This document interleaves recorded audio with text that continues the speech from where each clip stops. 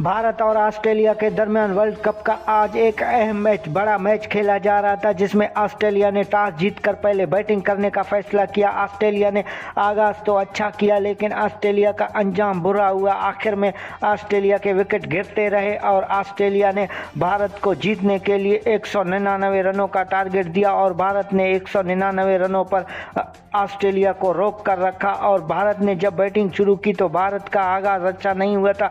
5 रनों पर 3 अहम विकेट भारत के गिर गए थे। उसके बाद किंग कोहली, दोस्तों अगर आप किंग कोहली को एक बेहतरीन प्लेयर मानते हो तो इस वीडियो को लाइक और चैनल को सब्सक्राइब करना। वीडियो की तरफ बढ़ते हैं। विराट कोहली और केएल राहुल ने अपने टीम को सहारा दिया, आस्ते आस्ते मुश्किलात से निकालने की भरपूर कोशिश की है और उन दोनों ने अपने टीम को मुश्किलात से निकाला।